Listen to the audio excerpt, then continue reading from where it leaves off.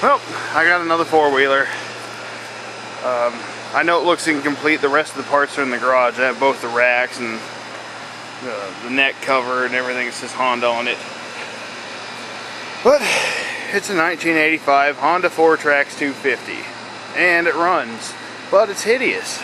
So there's the ups and the downs. The fenders have been stitched back together, kind of like Frankenstein's monster. So I'm thinking of painting it green and putting some neck bolts on it or something. I've already tack welded that, plastic welded, and all up underneath across. I might just sew it together with actual stitching. There's another one. Engine looks good except for the gas varnish all over it from sitting and carb overflowing. Personally, this is my favorite feature.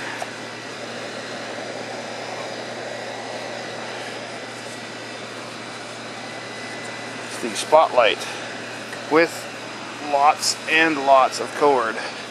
So you could just go hunting, whatever, look around for whatever you're looking for, and just pop it back on. This is a lot easier to do with both hands. Just pop the locking tabs back in, toss your cable back in there, go. I paid $150 for it. It's a little more than I really wanted to spend on it, and I'm kind of wishing I hadn't. But it's a Honda.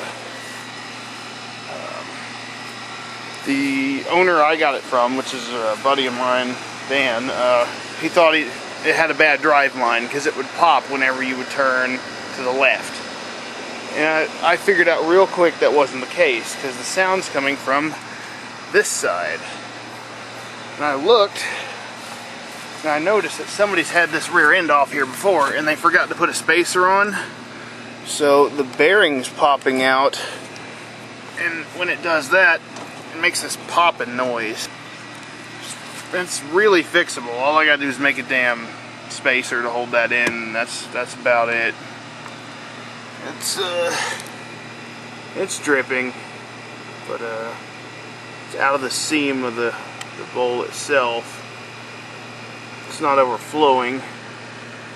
It's because two of the screws are missing, and I tried to put two more in, but they boogered the holes up so bad I couldn't get the screws in. So I'm gonna have to get a tap after it and cut the threads. The gas tank completely rotted through, so I have to use this plastic one for now.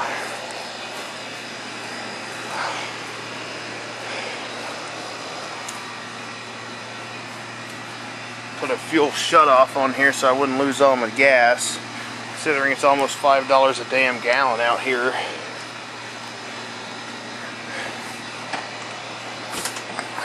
Damn, it's hard to do in tennis shoes.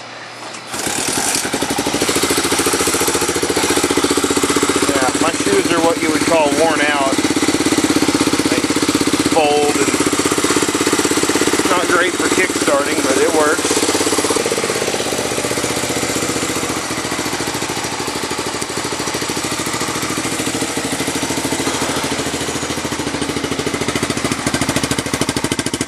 No smoke or anything.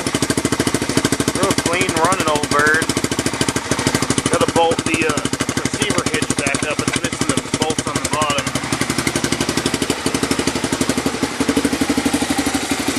And you gotta love the fancy duct tape seat.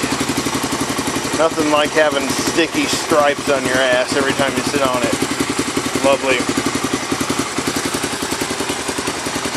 I'll let it sit there and run out of gas. Got the fuel off. It's got Carlisles all the way around. Turf busters. My only real gripe with the wheels is got a different one over here. I like this one better.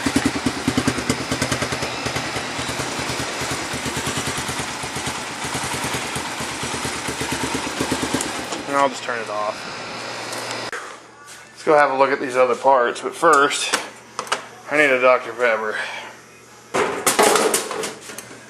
Oh yeah.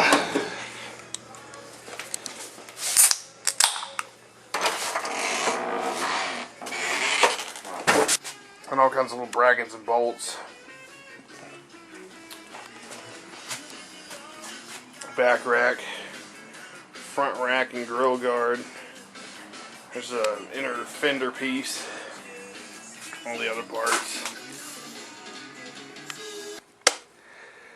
Well, let's see how it drives anyway.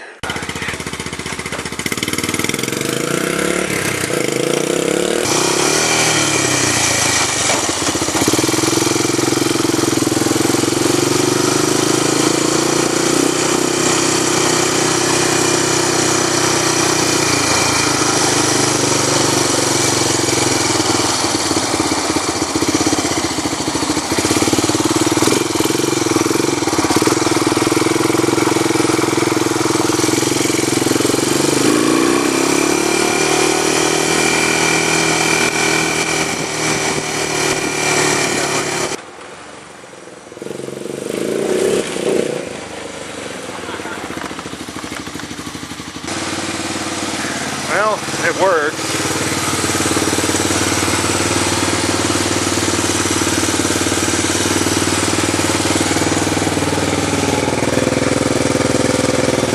Should run out of gas shortly.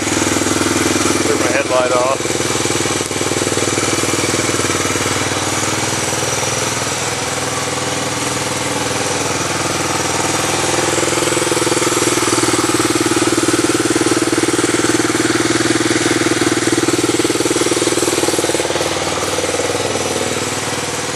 Well, let's see if I can get my money back out of it.